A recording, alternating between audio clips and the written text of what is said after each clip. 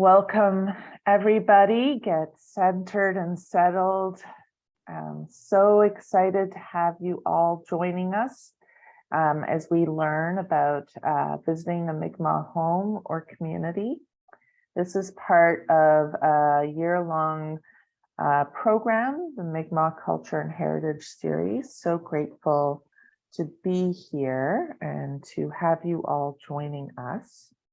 I want to invite you to, if you have a window or if you have a picture of nature, to take a moment and acknowledge the land where you are joining us from. Take a moment for gratitude. Take a moment to connect deeply with this land that we are so grateful to be upon. And I'd like to invite you to join with me in the land acknowledgement. So I'd like you to please use the chat to introduce yourself and acknowledge the name of the territory where you are joining from. So for example, I am physically located in what some people call Cape Breton, but is actually Unama'ki. So I would say that I am joining from Unama'ki.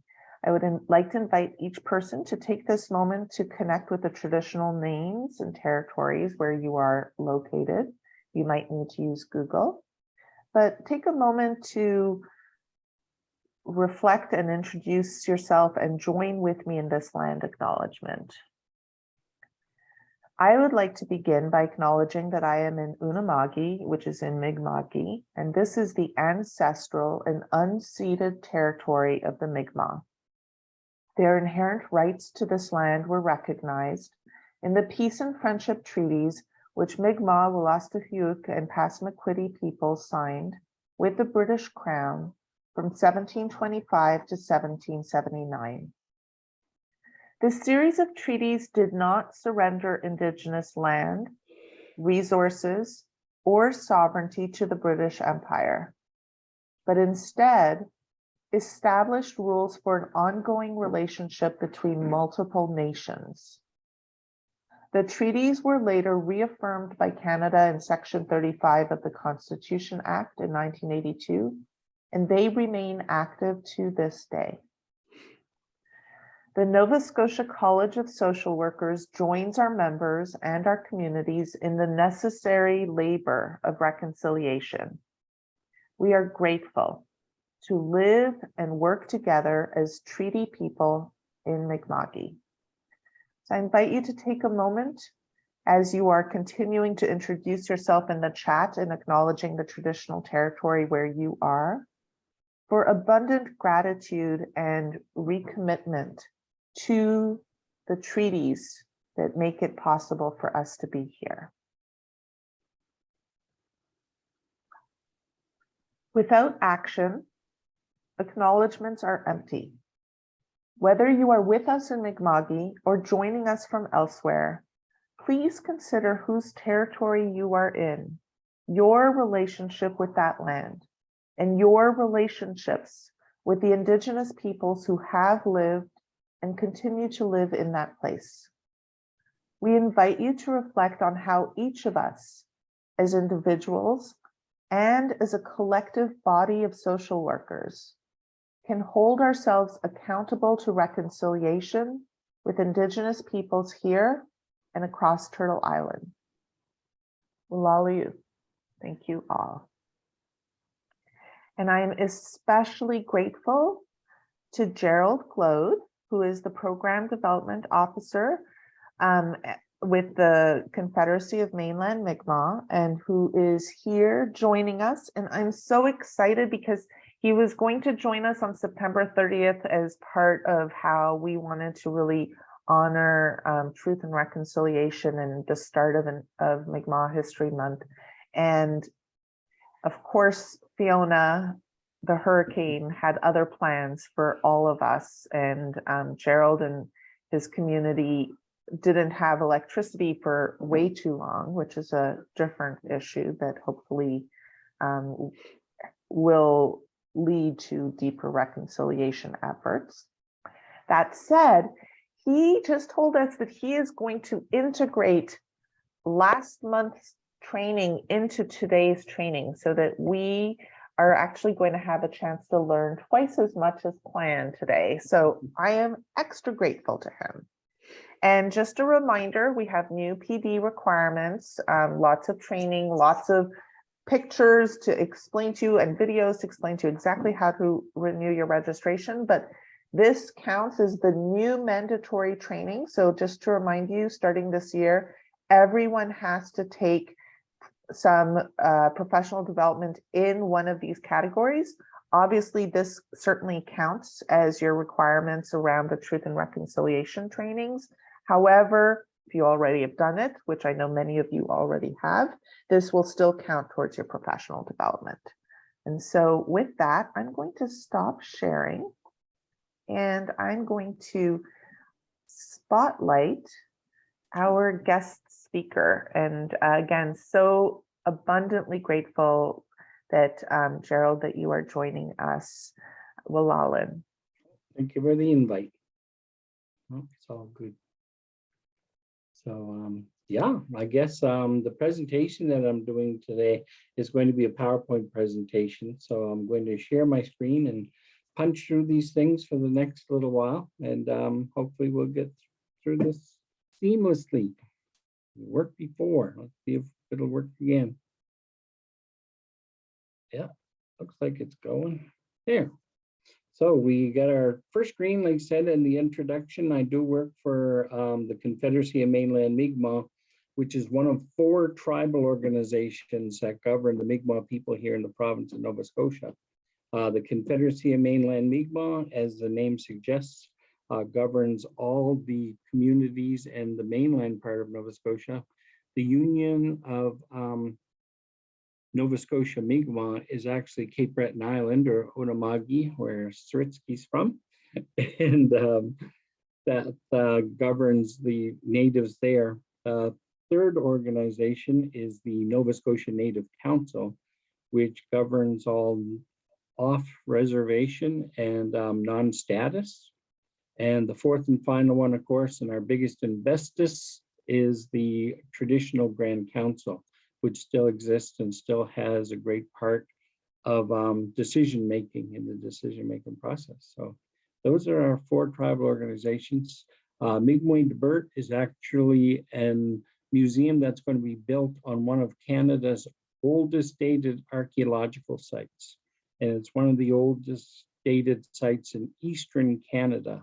It used to be the oldest dated site, but those New Brunswickers, they claim to found something older than us. So now we're second oldest, but we'll see. Haven't seen the proof yet. But I'm going to give you a little bit of a background first. And this is sort of when we were talking about setting up these sessions. I did deliver a bunch of topics that we could talk about. And I was mentioning some of the things that we did with the RCMP and sort of cultural competence and cultural awareness when the RCMP are in our communities. And somehow that got snuck in as a total topic. And I'm like, well, no. Like she said, the Fiona knocked out our first one, so I can actually combine the first and the second. So today I will be going back and delivering the traditional 7 districts of the land of Mi'kma'ki, as well as what to do when visiting Mi'kmaq homes. I know social workers, like I said, you're coming into these places, things are a little different than you may have in your own home. And just being aware and being culturally sensitive as to what things are. And and again, with the 7 districts, I started with a little basic background.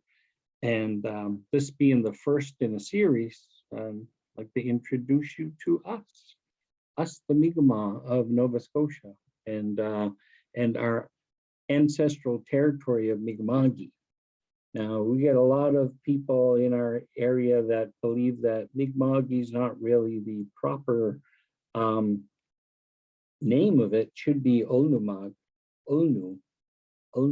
and it's like we are not necessarily Mi'kmaq, we are Olnu, which is the people. The Mi'kmaq name basically came from our family and family and friends. So that Ulnu is more in relationship to the people that are from here. But somehow these terminologies that get used and adapted, they get accepted and they get used by everyone. So when we're talking about the land of the Mi'kmaq, we're talking basically about Atlantic provinces, which covers all of Newfoundland, all of Prince Edward Island, all of Nova Scotia. It covers the Gaspé Peninsula of Quebec, the central and eastern shores of the province of New Brunswick, and even a bit of northern Maine. And what we have is just like our nation has different provinces and different territories, Mi'kma'ki was broken up into 9 different districts. And 2 of those districts are combined. So we actually have a series of 7 different districts. The 2 combined ones that we have are all of Newfoundland was combined with all of Cape Breton Island, and it was called Takamkokak-Unama'ki. All of Prince Edward Island was combined with Pictou County and Antigonish County, and it was Abiguadak-Pictou. So that's sort of that double that takes the 9 from 9 to 7. You can see as well on here the traditional names of the lands and where we are today. We basically looking at archaeological evidence. The evidence says that the people first moved into this area some 13,300 years ago, as we found from the Mi'kmaq de Bert site.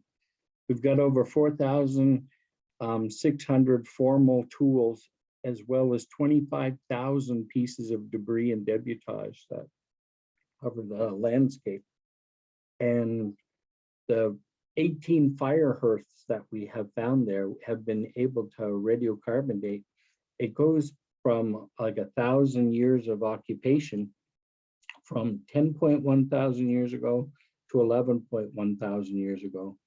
We use the average of 10.5, and these are radiocarbon dated years. When you translate that to actual calendar years, it's 13,300. So that takes us back to the Wisconsin glaciation. And that's when this land basically started to thaw out. And that's why we have the designation of being the oldest site over here in Eastern Canada, just because we were the first ones to thaw out. The first artifacts were found in 1948 in a former military base. And they were creating this military base to train the soldiers that were heading off to war. And they put this recreational field in, a football field and soccer field and ball field. And when they leveled the area off, that's when they unearthed some of the first artifacts in 1948. And because Canada had a higher priority, and of course that was the war effort, the archaeologists actually didn't get on site to dig until the 1960s. This is an image of Dr. George McDonald and some of his crew.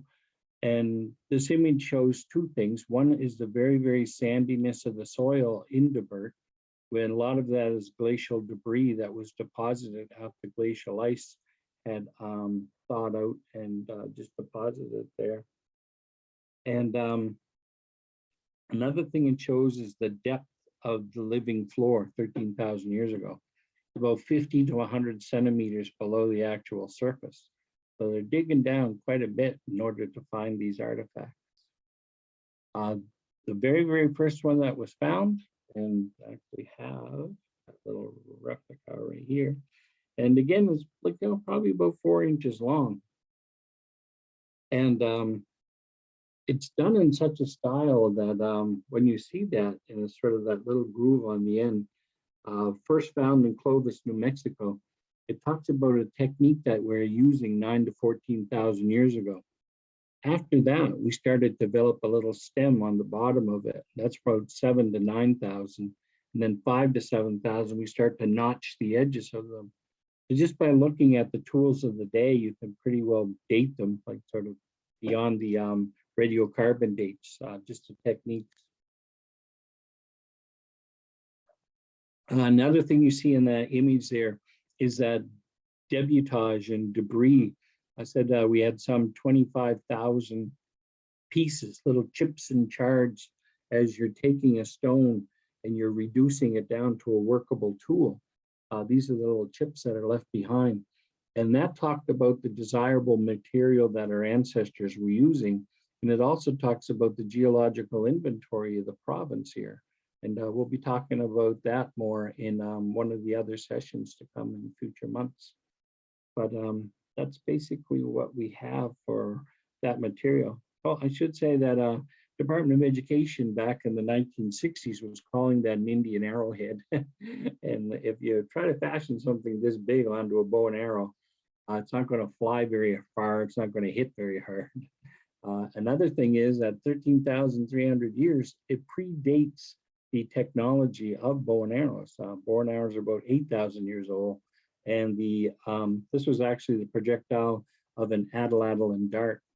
And with the atlatl and dart, you've got a lever that you're throwing a very, very long, flexible spear with. Some of you may own something like this at home, a whippet or a chuck-it, playing fetch with your dog. It's just a lever with a little claw on there. You put a little tennis ball in there, and with a simple flick of a wrist, you can throw that tennis ball quite a distance.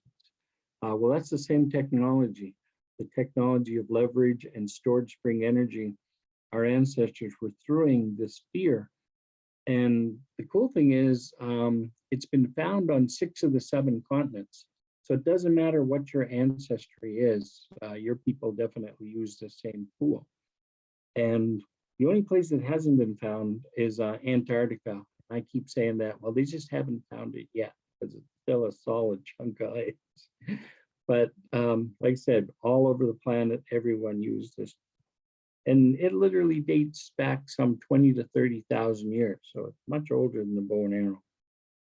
And another interesting fact is the world record for an atlatl throw is 843 feet. So if you can imagine a football field being 100 yards, that's only 300 feet. So if you line up 3 football fields end to end, that's how far you can chuck this thing. It's quite a formidable tool. Another thing with the tools that we have found, we had the ability to scrape out some of the dry blood. And just with an X-Acto knife, we scraped out in all the cracks and crevices some of the dry blood. And we had enough to fill like the top off of a water bottle, just like a little cap is all you needed. And when we sent it to have it analyzed, it came back, it tested positive as caribou kin. And it's like, wasn't the caribou blood, it was the ancestor of the caribou that our ancestors were hunting. And that's the stag moose that we had here, some of the megafauna that lived here at the last glaciation or the last ice age. It's about 150 to 170% larger than the caribou that we have today. And it's where we got our hides, it's where we got our meat, it's where we got the bones for tools, different organs that we used. And like I said, the sinew from all the bones to make our twine.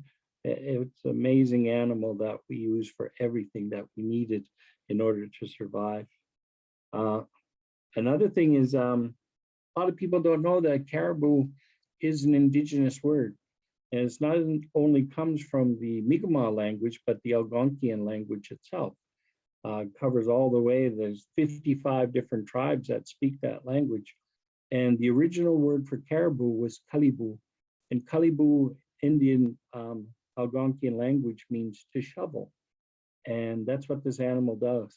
He shovels the snow to get to the grasses, and he shovels the lichens and mosses off of the rocks and trees in order to feed. So that Mi'kmaq verb-based language is something that I'm going to be talking to you about when we talk about the different districts and even other things. So stay tuned. I talk to a lot of school kids, and even myself being 63 years old, they can't believe that I'm over half 100. And trying to put it into perspective, when we talked about myself being a student in school, we talked about ancient culture. We talked about King Tut over in Egypt and the pyramids. And we were saying, well, King Tut compared to today, that was only 3,300 years ago. Mi'kmaq culture here goes back over 4 times that, 13,300. So it just puts it into perspective, like, you know, how old our culture is here. And looking at that glaciation, this here is basically where the glacial ice is today in a map of North America. And 13,300 years ago, they call it the Wisconsin glaciation because that glacial ice went all the way down into Wisconsin in the US. And with the globe warming, the warmer waters coming up the eastern shore, that's when our people migrated and moved into this area. And taking a look at that calendar, 13,000 years old, glaciologists have been studying the effects of glaciation on the landscape. What you see is this great big channel that runs between Cape Breton Island and Newfoundland. It's called the Laurentian Channel. And after the first 1,000 years of thawing, there's a very, very straight, very, very wide channel. And you can see that when water erodes land and that straight, it's like it had to have happened fast. What we have is a large volume of water moving through in a very, very short period of time. That's why we've got such a big groove. And even when you look at the shorelines of what used to be, you can see the erosion channel. Some of you can see my mouse floating around the page here, but the erosion channels are quite a bit longer where the water is pushing it out. The rest of it around the edge, that there is where the ice field was melting and eroding the land. Again, with 2 kilometer thick of ice, the water levels were much lower. But again, that gave us our shoreline 13,000 years ago. Then 11,000 years ago, again, you're starting to see things change. Sable Island is still part of a land bridge. You can literally walk from Massachusetts to Nova Scotia. And things again changing, getting a lot closer. Again, looking at Prince Edward Island. Prince Edward Island was still a landmass that was still connected to New Brunswick and Nova Scotia. It was Northumberland Strait back then. And then you get up to 6,000. Our shorelines are looking very, very similar to what they are today. But if you take a look on Google Earth, with the technology of LiDAR, you can see through trees and you can see elevation lines and stone. You can also see through water. And this is what we consider glacial maximum. This is where the giant ice fields used to be. And you can see where the water levels used to be as well in the erosion channels. So this talks about that glacial history and how things moved around.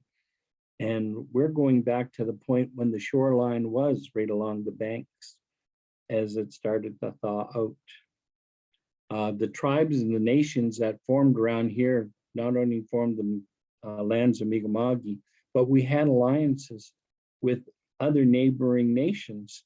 And some 13 different nations formed what's called the Wabanaki Confederacy over on the East Coast. And even looking at Wabanaki in that verb-based language, Wabanaki means people of the dawn or people of the early morning light. And that's what we are here in the East Coast. It's like Newfoundland, Nova Scotia, Prince Edward Island, the Gaspé Peninsula, the eastern shores of New Brunswick, as well as Maine. We're the first ones to see the sunlight as the earth turns into the morning sun. So for them to have the science, technology, and the knowledge of the movement of the planets and how we are, they had a very, very advanced culture when it came to that understanding. And again, I spoke earlier of the Algonquian language family being made up of 55 different tribes and nations that create this type of landscape. It goes all over Canada and North America. And when you look at it, it is that one thing that they have in common is a common environment or common habitat. If you go any farther north, you're hitting the tundra and you're hitting land and snow. That's a different way of life. To the west, again, you're hitting the Rockies in Canada, and down in the US, you're hitting the Great Plains. You've got a different environment, different way of living in that environment. So looking at that language families, it's very, very large, and it took a long time to get through there. we believe that the people who moved into this area from the south and stayed, we became the Mi'kmaq. It's like people are where you come from. And just like the Africans come from Africa, the Australians come from Australia, the Chinese come from China, the Mi'kmaq come from Mi'kma'ki. But the ones that didn't stay, the ones that continued on the path, they became the Mohawks, they became the Anishinaabe, Ojibwe, the Cree. It's like we're all still part of that family and that movement of people. I'll give you an example. The former chief of the Annapolis First Nation, former Chief Gerald Toney, he was Mi'kmaq elder in his elder days, and he's just passed for the last couple of years. But I knew him very well when he was part of our elders council. And he shared a story with me and my boss. He said when he was a young man, he was a mine surveyor for the country of Canada. And he was stationed right on the border of Alaska in this remote mining camp. He said he came across a trapper, said he was a Cree, and he came from northern Manitoba. He said, I trap 6 months of the year. I trap 3 months of the year and sell my furs in Anchorage, Alaska. And then I trap all my way home for the next 3 months and I sell my furs to the Hudson Bay Company, who comes into their community to buy the furs. And so Gerald invites him in for a cup of tea. And this gentleman said, oh, you mean Bedawe? And Gerald said, what'd you say? He goes, Bedawe. He goes, it's our Cree word for tea. He said, actually, it's our Cree word for broth, but you can literally make tea out of anything that you boil. And Gerald said, you gotta be kidding me. He said, I'm Mi'kmaq First Nations from Nova Scotia, some 6,000 kilometers from here. And he said, our indigenous word for tea is Bedawe. And it's like that same word from one side of the continent to the other. And it's like just showed him that connection of language and even how old it was. And even when you consider at the point of European contact, we had to be one of the largest linguistic groups on the planet, and probably second only to the Mandarin, the Asian language. But like I said, I haven't done enough research and study to confirm that. But again, getting back to Mi'kma'ki and getting back to that language itself, we look at the traditional names of them and you'll see similarities. You look up at the Gaspé Peninsula of Quebec and you've got Gaspoec. And then you go back down to the valley of Nova Scotia and you've got Gaspowick. Gaspowick and Gaspoec are very, very close because they almost say the same thing in that verb-based language. You go down to the valley to Gaspowick. Gaspowick means land's end. You're coming out to this peninsula, you're surrounded by water. That there is basically the end of land. But if you go up to our very, very northern region to the Gaspowick area in Quebec, and that's where Gaspé comes from. It's like, not everybody thinks it's a French word. And it's like, no, that comes from the original Mi'kmaq. That means the end of our land or the end of our territory. You go beyond that, you're running into Mohawks and Iroquois. So that verb-based language is very, very important when it takes the understanding to a whole different level. When you say a word in Mi'kmaq or Algonquian languages that are verb-based languages, it evokes an image inside your head. And our elders say that if it doesn't evoke that image, it said that that word is corrupt. There's a lot of words that we use today that are sort of strayed away from their original meaning. So one of our elders, Ernest Johnson from Estoni, he said, the Mi'kmaq were the first people to say, oh, I see what you're saying. Because when you say a word, it does create that imagery. We got Sicknick between Nova Scotia and New Brunswick today. Sicknick translates to marshy area.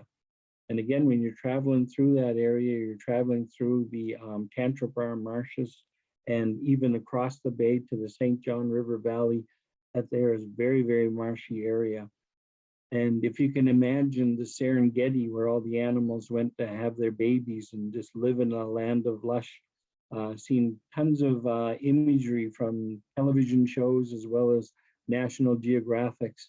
And you see all species of animals out there side by side, living without fear because there's enough food to support everyone else. So this was very, very important. And another thing was there was times of conflict in this area after European contact, because for the first 200 years of European contact, we didn't have currency, we didn't have money. We were involved in the fur trade. And this area of Siknik was very, very rich for the most valuable pelts, beavers and otter and mink. It's like, and when we had the Mohawks encroaching on our land to harvest our resources, some conflict sort of started. And we even had a treaty signed with the Mohawk people and said that there's an open grave in Mi'kmaq territory for the first Mohawk to step out of line. And if you go to Mohawk territory, they tell you the same thing. There's an open grave in our territory for the first Mi'kmaq out of line.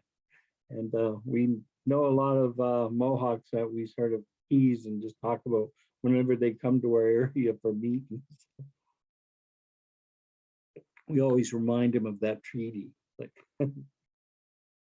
we got Esquiggoeg. It runs from Halifax all the way up into Guysborough County. And Esquiggoeg means skin dressers territory. And that doesn't necessarily mean the people who dress in the skins of animals. Skin dressers are the ones that are preparing the pelts. It was the migratory herds of the caribou. If I can bounce back there, you can see that it's basically a plateau. There's not a lot of valleys. There's not a lot of high elevation and mountains. So these animals moved and migrated through that area. And even finding evidence of people that lived in that area, they were definitely harvesters of caribou. And for the people who didn't have as many sort of off of that migration path, that was something that we used for trade.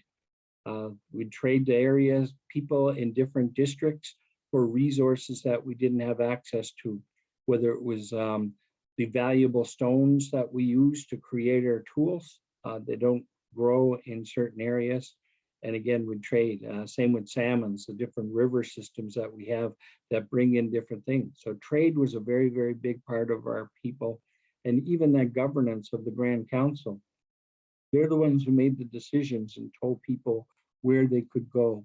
And even to the fact that where if you were a hunter and you shot at an animal and that animal sort of wandered off into another district, if you had to track that animal into another district, you had to find a representative to claim that and bring it back home. And they said that part of that agreement was to share it, so half and half. And then we got Abigwet. Abigwet translates to a small body of land that sets in the bay. There's that little bay of water that sets out in the Northumberland Strait along the Nova Scotia and New Brunswick shores, as opposed to Newfoundland, which is Takamcook. And Takamcook means a large body of land that sets across the sea, or a large body of land that sets across the ocean. So when we say across, that was the mainland name for the people who lived over there, and the place that they lived was Takamcook.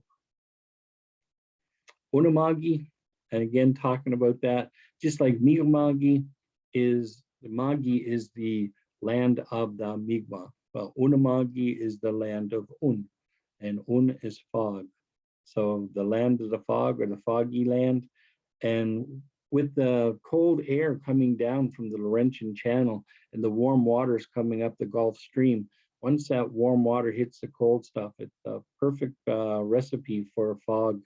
And in Cape Breton Island, it can be foggy more numbers of days in Cape Breton than it is in mainland Nova Scotia. So it is definitely Unamagi, the land of fog. And this is sort of moving along into our different districts. Sibiganakidik. Sibiganakidik, that's where I'm coming from today. And it's a very, very amazing word. It's not just a district. It's not just a river. It's not just a town. That verb-based language takes it to a different meaning and a different level altogether. Again, looking at that sort of prefix at the end of the word is akadi. It's like that there is the place where. You see places that have traditional Mi'kmaq names like Sibiganakidik or Banakadi or Trakadi. These are Mi'kmaq place names. And when you look at the sort of the prefix of the word, the sibigan, it's like, well, the sibigan is a plant. And it's not so much the plant, it's the root system that you're after. That's the fruit. And that's is our brown potato.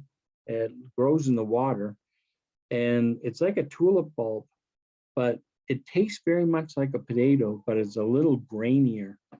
And oh, I don't know if you can hear my dog barking, but yeah, somebody at the door, obviously. But this was our major source of carbohydrate, like being our potato. And when people were saying, like, well, what is it? And we're like looking at European gardens, we're saying, oh, it's like that. It's like it grows in the water just above the surface. And when you're going on a canoe, you see these little white rings. It's like someone took a frozen bag of onion rings and just dumped them in there, and they're sitting on the bottom. So it does sort of surface up like this when you see it. And there's these little rings that come up. And the thing is, when a mother gives birth to a child, the child comes out head first. That's your subbin. So it goes from subbin to subbigan to subbiganacity. It's all part of language building and understanding what pieces of words make up the words that are here. And yeah, so subbigan is a very, very strong word. And again, it's just like a potato. You can mash it, you can fry it, you can grill it, you can slice it up thin to make potato chips. And it's a plant that you have to watch out for, because it is a common plant in Eastern North America, and it goes by a lot of different names by a lot of different nations. Rabbit's head, I mean, you take a look at the leaf, you can see the head of the rabbit with the two little ears. So that's what that looks like. Another thing is arrowhead, because it does look like it has the little fins that are on the bottom of a projectile point, just like this little set of rabbit ears. And like this is what it looks like when you're seeing it wild, growing in any in-water lakes or even some of the river systems in the province. My son Kyle and I, we were canoeing the Mersey River down in Kejimkujik National Park. And we came across an amazing bunch. And he stuck his paddle in the bottom of the river, just rubbed it, and it literally popped right up to the top. It floated. And that's what they said that our people did, was they said in a 2-day journey, you could collect enough sibigan to last you for the entire season, for the entire year. So, and again, looking at that name, the duck potato and goose potato are common names. If you're on a water system and you see a flock of migrating ducks or geese, like this time of year, maybe even as much as a month ago, you'll know that that's where the sibigan is, because they rely on those carbohydrates to travel them through the Atlantic flyway and the Eastern flyways, migrating thousands and thousands of kilometers. It's a very, very important resource for them coming through this area. And I showed you that area of Eastern North America where they stop off and eat along the way. But oh,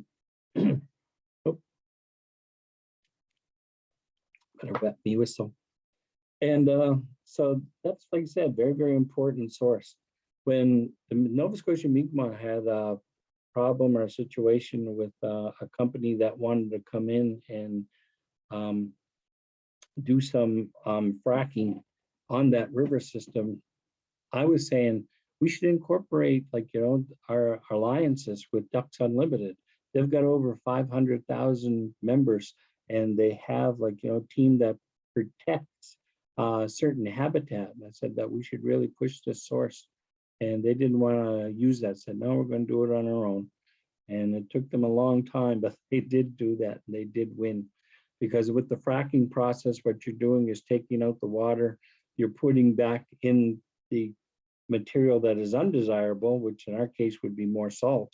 And if you increase the salt level in the waters, you're going to change the pH level, and that there is going to stop the growth of that plant.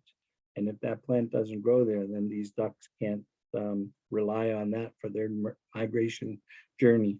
So it's important about knowledge and traditional knowledge, as well as ecological knowledge, not only for the humans, but for consideration of the animals. What are their needs too?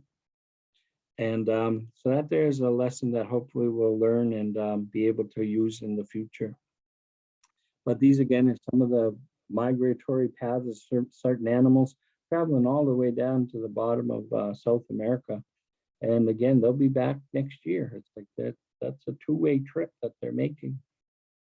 But looking at that plant, we have other plants that are very, very similar. And there's quite a difference between those two plants. When you take a look at the main stem, the veins come out from the center, almost like the legs on a spider. But there is another one where it has a main stem that comes out from the middle, but then there's little stems that come off of the side. These veins from the seam are an important feature to look out for, because the one on the left is edible. That's good. That's what you're looking for. The one on the right, it's toxic, it's poisonous. The only time you eat that is when you want to induce vomiting. Say, for example, you got a hold of bad moose meat and it was causing you a problem. You'd have a little bit of this to help you get rid of it, throw it up. And again, I show these to students and I'm like, this good or bad? And they say good. I'm like, this good or bad? And they're like, that's bad. And I'm like, good.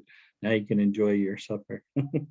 So, and I show them this picture and they're like, that looks like cauliflower. And I'm like, that is cauliflower. I said, the sebagin is the other thing in the pan with the peas. It's not just all cauliflower. And again, the knowledge that we have about carbohydrates and the sort of main type of nutrient that we had, it's very, very important when it comes to cell regeneration and tissue regeneration. So it's not only a food source, but it's also a valuable medicine. And that's something that our people should be doing more of, is traditional plants and medicines. We got Piktuk. Piktuk is just before the Canso Causeway.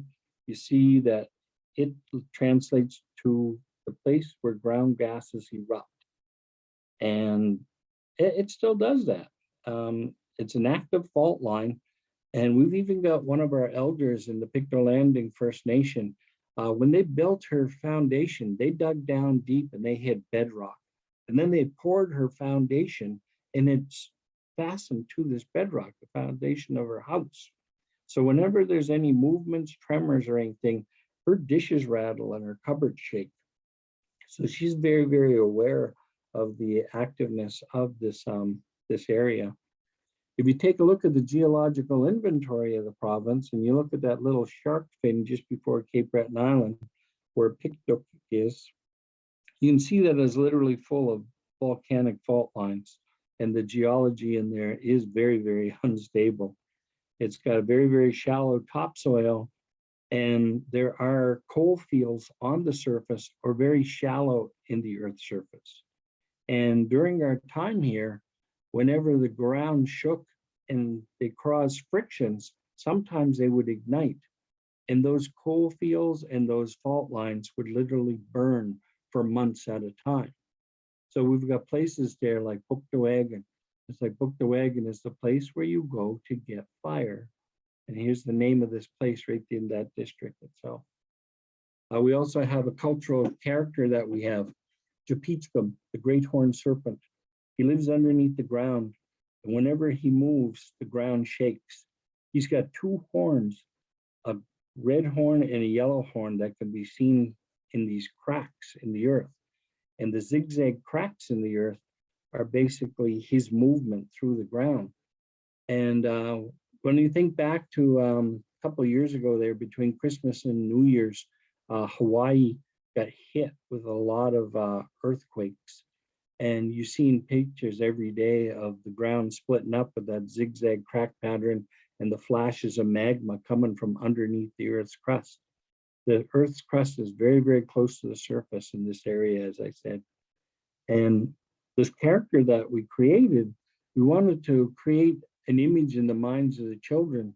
It's just sort of a lesson that we have, that if you feel the ground shake, get out of there, that think of this monster and run for their lives. If they saw it crack open, they'd think of this monster coming out. So again, they'd run for their lives. The yellow and red horns flashing through the cracks are something as an indicator as well. The final stage in this process is the hissing of the serpent, that that sound that you hear when you listen to a serpent. What we wanted to do is have the children out of there before that happened, because the hissing sound coming from those cracks and the holes, those there are, they're toxic gases that are being released from the Earth's crust in coal veins or sulfur veins. And if your child, or even if yourself, inhaled those, you'd perish. It'd literally kill you. It's that poisonous and that toxic. So that's what a lot of our stories are. They're about borders and boundaries. You can see the evidence of land change here in the province. We got the geological inventory that talks about movement, where the ground cracked open and layers poured out. And then as it hit the water and cooled, other layers came out, pulled over on top of them. This is part of our geological story. And even when it was still warm, the movement of pushing the grinding has flipped and folded it, you can see. And so these were places that are coming from, like, Pictou County and other places in Nova Scotia. And these were the places where their stories of Jupichcum are coming from. Even though I could take you on a bus and I could take you to a beach, and the beautiful beach sand, beach grass, there's gulls that are nesting there. But the cool thing about this beach is it's 150 feet in the air. It's not on the shoreline. And what we're talking about is plate tectonics, when areas are pushing together so hard that literally these two pieces of land pop and fold up, and there's raised beaches here. If you take a look at the surface of the sandy beach where the sediment is, that should be down there at the water level. And if you look right underneath it, there's volcanic basalt, that black rock that matches with the material that was left behind. So there was water on the bottom at water surface. It used to be that high. And when we talk about stories, we talk about this inventory of legends that we have.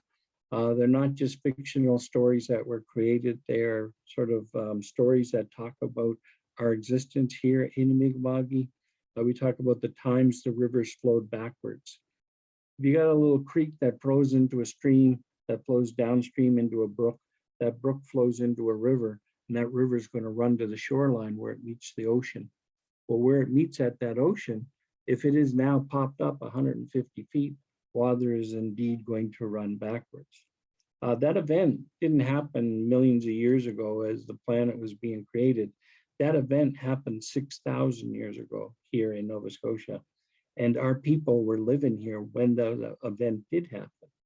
So we had to deal with a lot of things and land changes when we talk about the history here, not only just in Nova Scotia, but in other parts of Canada as well. I mean, all those stories are found in the legends of Glooskap. And we had these oral histories that were told for thousands of years from one generation to the next. And then they were being recorded by these European settlers. One of the most famous ones, of course, is Reverend Silas T. Rand, who lived with the Mi'kmaq for 40 years, learned the language and learned the stories and then documented them. And we got the Micmac Indians of Eastern Canada. This is a wonderful book by Wallace and Wallace, and talks about the practices, the protocols, the events that we participated in, and a lot about Mi'kmaq culture. And that book is it's probably 50 to 100 years old now. And there's a whole series of books that were written by ethnographers. I have some 48 different volumes that are anywhere from 100 to 150 years old. One of my favorite books is Glooskap the Liar and Other Indian Tales. I know literally dozens, if not hundreds, of Mi'kmaq legends, but when I found these sources of these old books and writings, I learned stories that I never even heard before from my elders or community. Even stories of Apuganajit, the god of winter. It's like he had a battle with Glooskap, and Glooskap lost. So it was winter here year round. Glooskap had to take our people and move them to the south. And soil pedologists who are studying soil samples and pollen samples in the earth saying there's a time period in Nova Scotia that goes for about 500 to 800 years where there's no pollen in the soil here. And they said that this time period represents when the Ice Age came back. And so that sort of confirms what we're saying about our legends and stories. These are some of the place names that we have that we find in the stories. They're site specific. And when you talk about the geological inventory that we depended on in order to survive, this is Partridge Island, just 2 kilometers from Parsboro. And we have a story about Glooskap making an amethyst necklace for his grandmother. And sure enough, if you go to Partridge Island, you're going to find amethyst. It's site specific. You hear the story and the technology has been embedded inside, so you still have places to return to. And we also have a story about Glooskap's grandmother having a magic cooking pot and being located in Partridge Island, right on a volcanic fault line. You got that volcanic basalt that came up, hit the water and cooled. The air bubbles are still embedded inside the stone. It's vesicular basalt. And when the world's highest tide comes in twice a day, every day, the water boils as the raising water pushes the air out of the stones. So it boils and bubbles just like a cooking pot.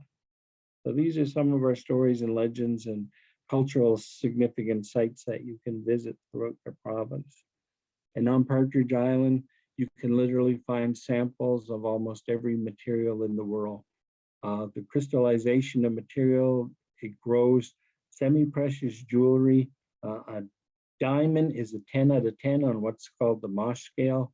This material is a 8, 8.5, 9, and even 9.5, almost a diamond. And our ancestors are using that type of stone to make these tools. These are drills. They're handmade, they're chipped off to have these little crown points on them. And they will drill through bone, they'll drill through stone, they'll drill through wood, and even shells. Shells are even hard as the enamel on your tooth, and you can use these to drill. These tools have been dug up, and they're 13,000 years old, and because they're so hard, they're just as sharp as the day that they were created. So this is some of our stories. I think I'm gonna pull my plug on the end. Whoop, what do we got? There we go. I hit the wrong button. Yeah, these are some of the stones, and I went to hit forward and I hit end, which is just above it. But when we talk about the cultural sensitivity to the material you'll find in the house, these are some of the stones. So it's just like an ugly old brown stone that you'd walk over.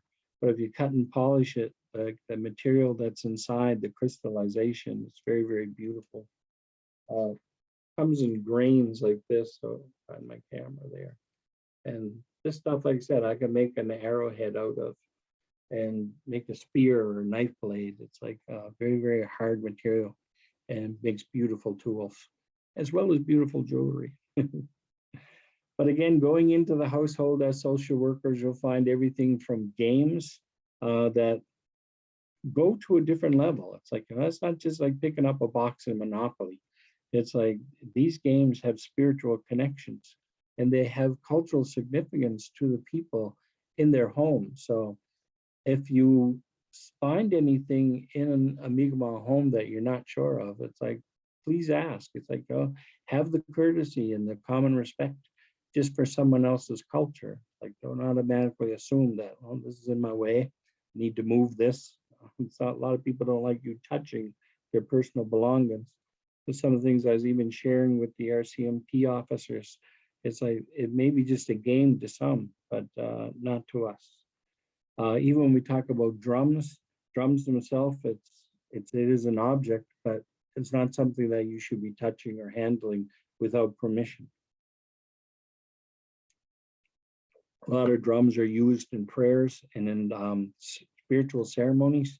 So there's a connection to the individual, and only they can usually give the permission for you to handle if it's not yours.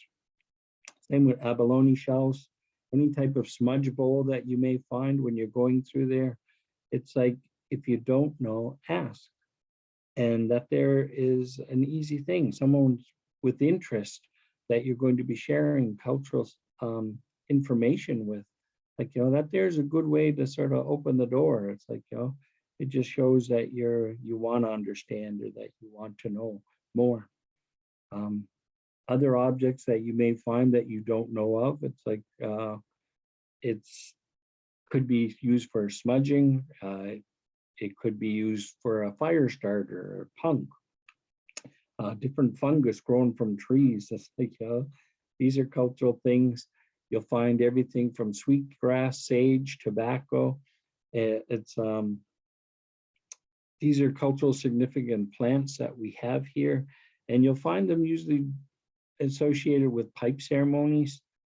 This doesn't even, I showed this as a pipe. A lot of people look at that and they're like, don't know what it is. I think, okay, that's a drumstick. Like, no, it's not a drumstick, it's a pipe. And if you don't know, don't touch. And as well as even traditional bags that you find. This is one that we leave. This is for an offering, and it may hold one of the four. It may have a combination of all four. But again, whenever we go out to harvest material, we're leaving a gift behind. And these little gift bags that we have, like, when you enter a home, first thing you're gonna do is we'll come through the door. And that's usually where this material is. Like, my materials are by the back door, because that way I can grab it on the way out. It's like, so yeah, some of the first things you are going to find. Little pouches that you find, little bundles that are made. They can be in a variety of different states. And one thing is even part of the burial ceremony. So you don't know if there's just a little plant in there, or my brother. This is like my brother Adrian was down to South Portland, Maine. He took his trailer down, and when he was coming back through the border at the end of the season, like, he left his trailer there all summer. He was coming back at the end of the season. They pulled him over and they checked his trailer out, and they called Adrian to the office and said, "Hey, look, we found this little pouch there hanging in your mirror, and we tested it, and like, we couldn't confirm that it was anything. Like, what's in this bag?" And my brother Adrian said, "Yeah, that's my brother Gary." So they ran him through this machine for testing drugs, and like, so yeah, another one of Gary's adventures, I guess. After he left this world, we're all given pouches. My brother, the pouch that he was in, I gifted to my son, and my son and Gary's son took his ashes to Float Island in Kejimkujik Lake, which is our ancestral home.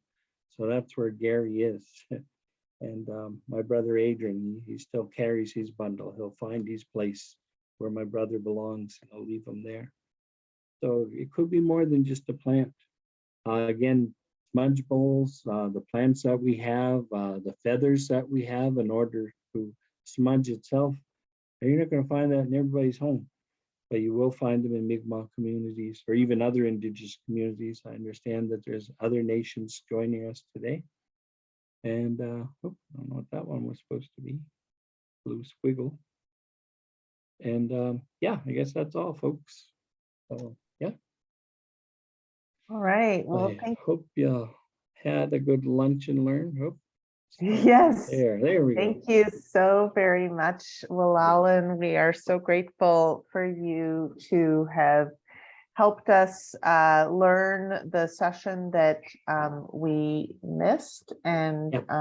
To really understand more about the wisdom of this land that we began with acknowledging, but did not fully appreciate as much as we do now. So we are so grateful for you to be sharing with us, and for everyone else for their sharing.